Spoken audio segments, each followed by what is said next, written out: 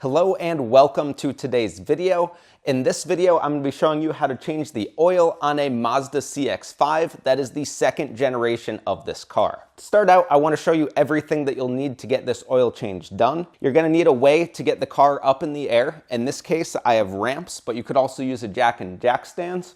I have a flashlight so I could see better under the car, a screwdriver, or other tools to get the panel off that covers your oil filter and your drain plug, a 17mm wrench or socket to loosen up your drain plug, a pair of oil filter pliers to remove the oil filter. You could sometimes get this by hand, but I find it a lot easier to use this pliers. And then you'll need a drain pan, oil, an oil filter, and a funnel to get the new oil into the car. Now let's get this car up in the air and start actually doing this oil change. All right, so now I'm getting the ramps into position. Since this car is pretty high, I don't need any boards or anything to get this onto the ramps. So I just want to line these up so the tire is centered on the ramps. I'm going to do this on both sides. All right, now you could go ahead and drive your car up onto ramps. Once your car is up on ramps, you're going to want to pop your hood so you could go ahead and access your oil fill location. To do that, you're going to pull this lever right here. Once your hood's popped, you can lift it up a little bit, and then there's a release lever in here. Just put your hand in, slide it over, and then your hood will be able to come up.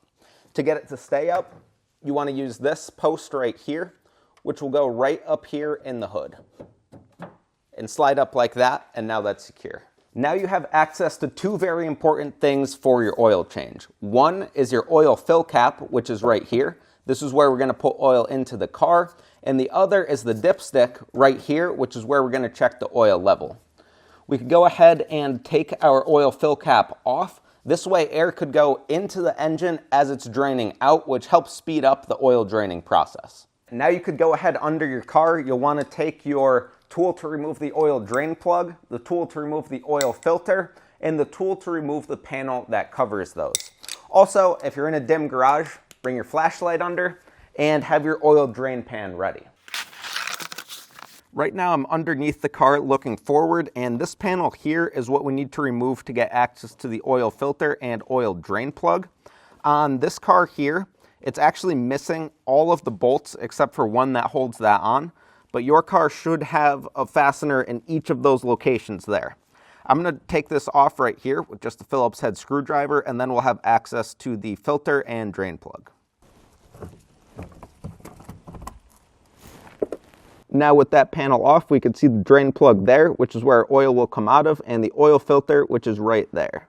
All right, now we could remove our drain plug to get the oil out. You do want to do an oil change when your oil is hot, so be careful to not drip it all over your hand.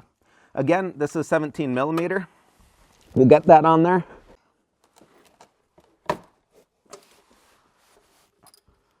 All right, so now this is cracked loose. I'm going to spin it out while pushing pressure in towards the oil pan. This way oil doesn't start dripping out until you're ready to control it. And here we can see we're at the end of the thread, so you could quickly pull that out of the way and get your oil in the pan. Now we're going to let this drain out here, and once it stops, we'll remove our oil filter. All right, so now you can see that the oil is slowing down, and I could reach the oil filter, which is right here. Again, I like using oil filter pliers because it lets me get a really good grip on there. Squeeze it tight and just start to twist this filter off.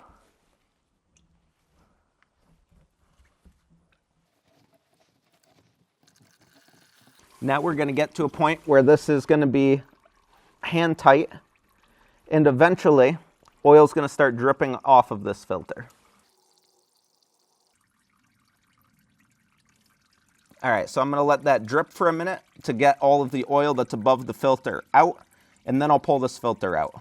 Once that stops dripping, we can go ahead and take the filter off all the way, and then just pour it into your drain pan.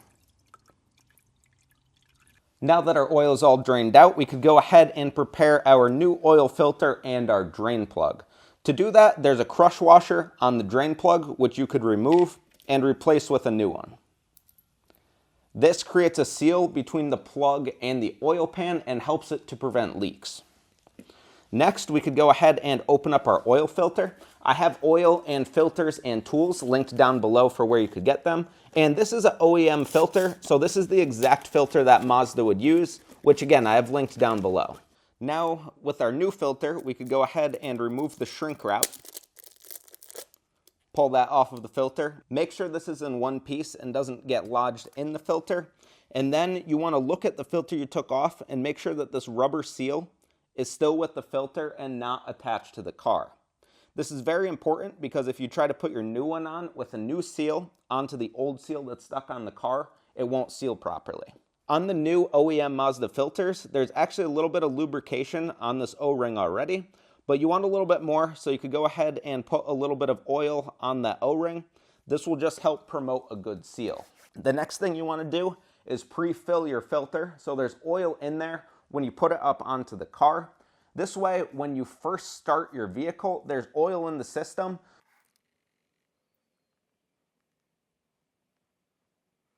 All right, now we could go ahead and put our pre-filled filter on the oil filter housing. This one is extremely clean, but if there's any dirt or debris on that housing, you want to clean that off with a clean cloth. To put this on there, just the opposite of how you removed it, put it on there and screw it on. And now we're just going to get that as hand tight as we could go. And when you can't go anymore, that's on there. I will put a torque spec on screen right now if you want to do that exactly by the book. Then we could go ahead and put our drain plug in place. Again, we'll go hand tight here, and then this one I actually will do to the torque spec. All right, now with the torque wrench, we could torque this to 23 foot-pounds if you want to go exactly by the book.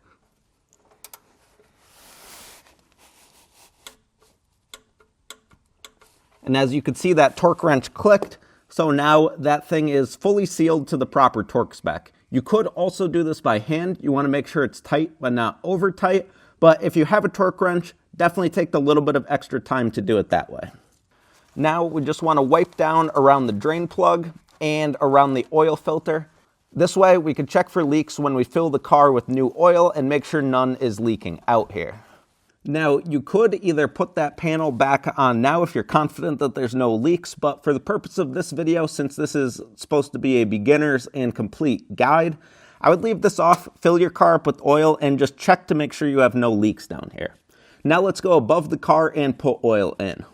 All right, so in your owner's manual, it'll tell you the exact amount of oil that you need. Make sure that you verify this with your specific car, but this one is a 2.5, so we need to put 4.5 liters or 4.8 US quarts into the car, since we also replaced the filter, which has some oil in it.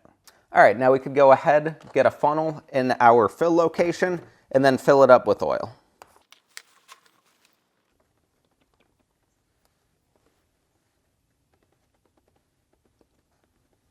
All right, now you could take your funnel out and put your oil fill cap back on just to start up the vehicle. With the oil fill cap in place, you want to start up your vehicle. I'm going to start this, check for leaks below, and then back it onto a flat surface.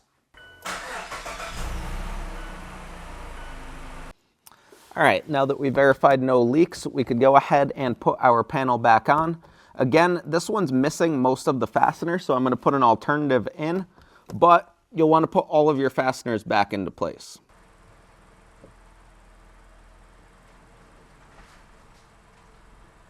All right, now we want to just verify that our engine oil is correct. You'll want to pull out your dipstick here and wipe off the cloth. Make sure that's nice and clean. And on the dipstick, you'll want to get a nice close shot of this. There are two lines here. There's that one, which is your low, and that one, which is your high. And you want your oil to fall between those on the higher side after an oil change. So now I'm going to put this back in and we'll see where our engine oil level is. Put that in there, let it get saturated in oil, and now you want to hold this thing straight down. All right, so as you can see here, the oil level is just below the low, so I'm going to put more oil in there to get it up closer to the high. Repeat this process until your oil is close to the high. You can see the oil is halfway up, so I'm just going to put a tiny bit more in, and then we'll be all set. All right, now one final time, we could pull our funnel out and get that cap back on. Now we could go ahead and close the hood, and the very last thing to do is to reset the oil service light, which I'll show you how to do now. Today we're going to be resetting an oil service light in a Mazda CX5. As you can see here, when I start up the vehicle, that past due service comes up on this right display here. The first thing to do is to use this knob right here and scroll over to applications on your screen. Then you'll click in on the knob and you could see vehicle status monitor. Click on that and then click down onto maintenance. From here, we could see that we're scheduled maintenance, says it's 0 days overdue, but in our case, we just did the oil change, so we're gonna reset that. You can click down here and just click reset, and then click reset. Click back. Then we're gonna reset our tire rotation, click reset, and we'll do our oil change. And here, we'll do reset. Now everything's set to 5,000 miles or 4 months, so we're all good to go. And just to confirm here, there's no more warning on the dash. If you do want to change your interval, you could click on that and adjust what interval you're at. I'm going to do 6 months and 5,000 miles, which definitely is slightly overkill. You could do a year and 10,000 miles fairly confidently, but here we're going to do 6 months, 5,000 miles and go with that. And so guys, that's all there is to it, a DIY oil change on a Mazda CX-5. Like this video if you've enjoyed it, subscribe for more, and thank you for watching.